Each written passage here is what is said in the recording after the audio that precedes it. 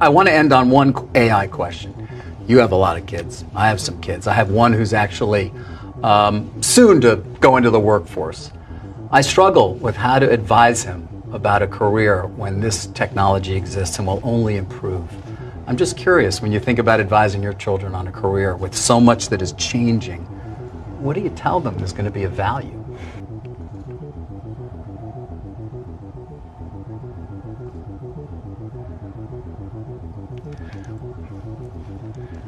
Well, that is a tough question to answer. I would just say, to sort of follow their heart in terms of what they find interesting to do or fulfilling to do, and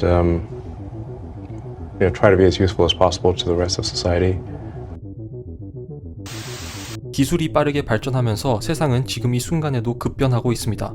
어느 학과가 유망하다, 어떤 직업이 오랫동안 살아남을 것이다, 이런 말 한 번쯤은 들어보셨을 텐데요. 이런 떠다니는 말들이 불과 몇 년만 지나도 바뀌는 시대입니다. 그만큼 많은 것들이 빠르게 변화하고 있다는 뜻이겠죠. 이러한 변화 속에서는 어떤 태도를 취해야 할까요? 그리고 그 안에 숨겨진 비밀은 무엇일까요?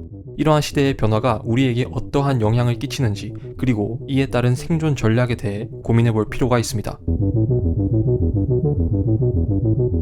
1965년 인텔의 공동 창립자인 고든 무어는 더 많은 부품을 집적 회로에 몰아넣기라는 논문을 발표합니다. 이 논문은 무어의 법칙으로 불리며 반도체 집적 회로의 성능이 일정한 주기로 2배가 된다는 관찰을 내보입니다. 그리고 이러한 지속된 배수는 인간이 좀처럼 상상할 수 없을 정도의 기하급수적 발전을 이뤄냅니다. 이에 따라서 많은 컴퓨터 하드웨어 부품들은 더 저렴해지고 더 작아지고 더 가벼워지게 됩니다. 현 시대에서 고성능 컴퓨터인 스마트폰을 주머니 안에 넣고 다닐 수 있게 된 이유죠. 어쩌면 나중엔 값싼 어린이 장난감에 슈퍼컴퓨터의 성능이 탑재될지도 모르겠습니다.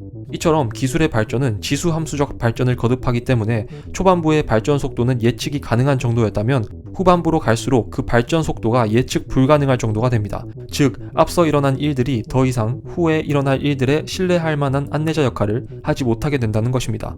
기술의 기하급수적 발전과 함께 만물이 디지털화되고 값싸진 부품들과 새로운 기술들이 재조합되며 혁신을 일으킨다는 것이 현대 기술의 핵심적인 특징입니다. 이렇게 되면 무수한 기계 지능들과 상호 연결된 수십억 개의 뇌가 서로 협력하여 우리가 사는 세계를 이해하고 개선해 나가게 됩니다. 과학소설가 아서 클라크가 충분히 발전한 기술은 마법과 구분할 수 없다라고 말한 것처럼 우리는 정말 기술 발전으로 인한 마법 같은 일을 목격하게 될지도 모르겠습니다. 기술이 이렇게 빠르게 발전하면 생산성도 향상이 되는 것은 당연하겠죠. 실제로 계단식의 꾸준한 발전을 거듭하면서 아날로그 시대에서 디지털 시대로 전환됐습니다. 그런데 과연 이러한 기술적 풍요가 정말로 사람들을 풍요롭게 만들었을까요? 미국의 상위 1%는 미국 경제 성장에 따른 이윤 중 약 66%를 가져간다고 합니다. GDP가 역사상 가장 높아졌고 혁신도 유례 없는 수준으로 빠르게 일어났음에도 불구하고 사람들은 점점 더 비관적으로 변하고 자기 아이의 삶이 더 힘들어질 것으로 보고 있다고 합니다. 앞서 말한 아날로그에서 디지털 시대로의 전환은 분명 풍요를 낳긴 했지만 소득 격차를 더욱더 벌려놓는 결과 또한 나왔습니다. 왜 그럴까요? 바로 디지털 경제의 특성 때문이죠. 예를 하나 들어보겠습니다. 해리포터의 작가 조앤 롤링의 연수입은 약 1억 2,500만 파운드, 한화로 약 2,200억 원입니다. 그녀는 역사상 가장 많은 수익을 기록한 작가이죠. 물론 그녀의 소설 작품성에 대해서는 이견이 없습니다. 뛰어난 작품성 덕분에 그러한 좋은 결과를 얻을 수 있었던 것이겠죠. 하지만 그녀가 1800년대의 작가였다면 이렇게까지 크게 성공할 수 있었을까요? 5세기가 지난 지금까지도 주목받고 있는 세계적인 시인이자 극작가 셰익스피어는 당시에도 상당한 성공을 거둔 작가였지만 당시에는 현대적인 출판, 영화, 상품화 등의 수익 모델이 없었기 때문에 조앤 롤링만큼의 성공을 거두지 못했습니다. 아날로그 시대 때에는 아무리 잘 만든 연극이나 작품이라도 그것을 선보일 수 있는 대상이 굉장히 제한적이었습니다. 하지만 지금은 어떤가요? 인기 있는 서비스나 작품은 전 세계적으로 수십억 명에게 퍼져나갑니다. 이러한 변화에 의해 소비자들의 소비에도 많은 변화가 생겨났는데요. 쉬워진 접근성으로 인해 소비자들은 어떤 서비스나 제품이든지 간에 최고가 아닌 제품이나 서비스에는 시간이나 노력을 투자하려 하지 않습니다. 생산과 유통 분야의 기술 변화로 인해서 말 그대로 승자가 시장을 독식하는 현상이 나타난 것이죠. 디지털 경제의 승자 독식 현상이 부의 편중을 낳는 하나의 주요한 원인이 된 것입니다. 기술 발전으로 인해 사회가 급변하면서 불평등도 심해지고 인공지능 기술의 발달로 어쩌면 인간이 설 자리가 점점 더 좁아질지도 모릅니다. 그렇다면 대체 어떻게 해야 할까요? 사실 이에 대한 구체적이고 명확한 정답이 있는 것은 아닐 것입니다. 영상 초반부에 일론 머스크 인터뷰 영상만 보더라도 그는 답변하기가 어렵다고 하며 원론적인 답변만 내놓죠. 인터뷰의 뒷부분을 보면 그는 기술이 인간의 능력을 능가하게 될 시기가 분명하게 올 수 있다라는 것을 전제에 두고 그러한 답변을 내놓은 듯 보입니다. 때문에 진로를 결정해야 할 신세대들에게 함부로 조언을 하기가 굉장히 어려웠던 것이죠. 하지만 기술적인 측면에서 살펴본다면 앞으로 더 빠르게 펼쳐질 기술 발전의 시대에서 인간으로서 좀 더 경쟁력을 갖출 수 있는 전략은 분명히 존재합니다. 바로 기계나 컴퓨터가 하지 못하는 인간만이 가진 장점을 살리는 일이겠죠. 컴퓨터가 하지 못한 일들의 사례를 훑어보면 새로운 착상이라는 개념이 있습니다. 컴퓨터는 아이디어를 떠올리거나 새로운 개념을 생각해내는 활동을 할 수가 없어요. 아이디어를 떠올리는 것이야말로 인간만이 가능한 고유한 활동인 것이죠. 이 외에도 외부 현실의 큰 틀의 패턴을 인식한다거나 복잡한 형태의 의사소통 기술은 여전히 인간이 우위에 있습니다. 하지만 안타까운 점은 이러한 전략적인 우위에 설 수 있는 방법들이 존재함에도 불구하고 여전히 많은 교육 환경이 인간의 이러한 기능들을 강조하지 않는다는 것입니다. 시대가 이렇게 빠르게 변화하는데 왜 교육 방식은 좀처럼 쉽게 바뀌지 않는 걸까요? 인도 출신의 교육학자이자 컴퓨터 과학자 수가타 미트라는 학교에서 왜 기계적 암기를 강조하는지, 왜 초등교육이 읽기, 쓰기, 세마기 기능을 숙달하는 데 초점이 맞춰져 있는지에 대해서 대영 제국의 영향이 컸다고 말합니다. 지구의 마지막 제국이자 가장 컸던 제국인 대영 제국은 수많은 식민지를 보유하고 있었는데요. 이러한 대규모 조직이 체계적이고 효율적으로 운영되도록 설계하기 위해 교육 시스템과 학교를 만들었죠. 이러한 교육 시스템과 학교는 인력들이 다른 곳으로 보내졌을 때도 그 즉시 제 기능을 할 수 있을 만큼의 기능을 갖추도록 읽기와 쓰기, 세마기를 가르치고 단순히 암기시키는 교육 방식을 채택했습니다. 즉 이러한 암기하기, 읽기, 쓰기, 세마기 위주의 교육은 과거 노동자들이 당시의 경제에 기여하는 데 필요한 교육들이었던 것입니다. 그리고 그러한 교육의 물결이 현대 교육의 기원에 많은 영향을 끼쳤다고 그는 주장하는 것이죠. 중요한 점은 우리가 당시의 교육 체계가 만들어졌던 시대와는 완전히 다른 시대를 살아가고 있다는 것입니다.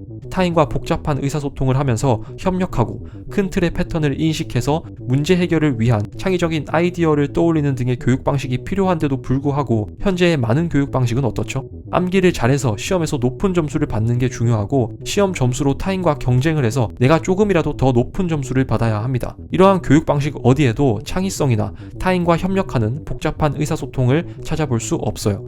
실제로 21세기의 혁신가 500명을 면담한 결과 몬테소리 학교에 다닌 사람의 비율이 유달리 높다는 사실을 발견할 수 있었는데요.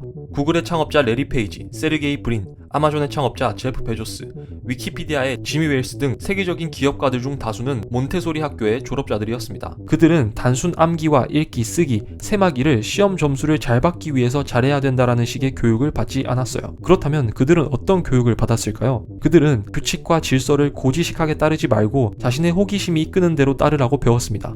또한 세상이 어떻게 돌아가는지 질문하면서 스스로 동기를 부여하고 남들과 좀 다르게 행동하라고 교육받았죠.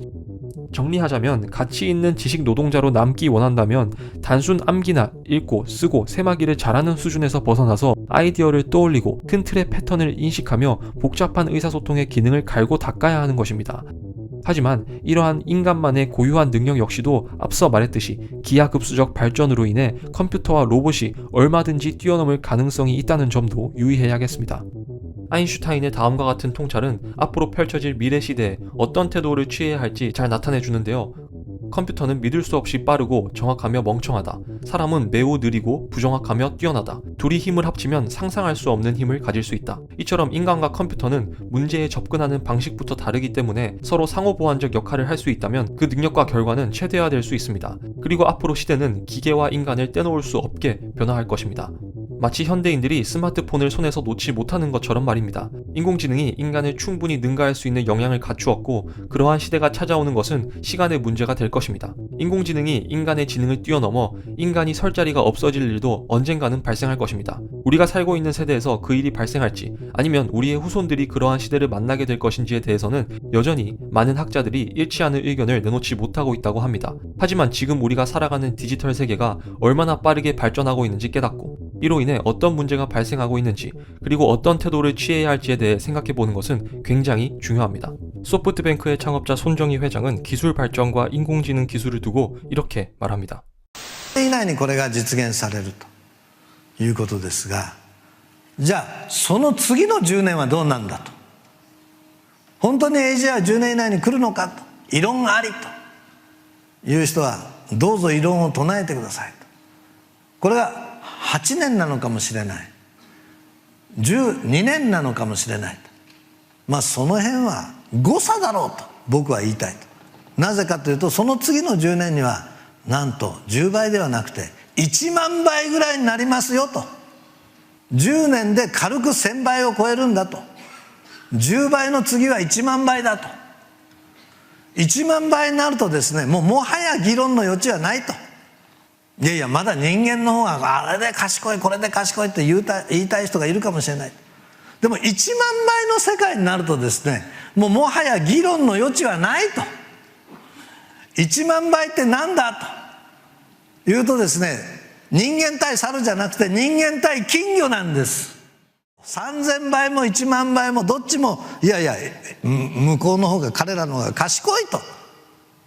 彼らの方が100倍1000倍1万倍賢い時代が来たら、我々はどうすりゃいいんだと、我が社はどうすりゃいいんだと、私はどうすりゃいいんだと、そのことの本質を考える時が来たと。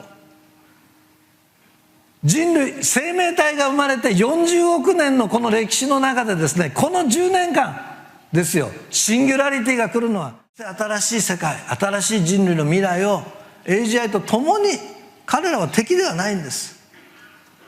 最強の味方だと、最強のパートナーだと、最強の道具だと、こういうふうに思ってあらゆる進化を遂げていくということであります。活用するのか取り残されるのかと、金魚になりたいのかなりたくないのかと、目覚めるのか目覚めないのかと、自分自身次第だと思うんですね。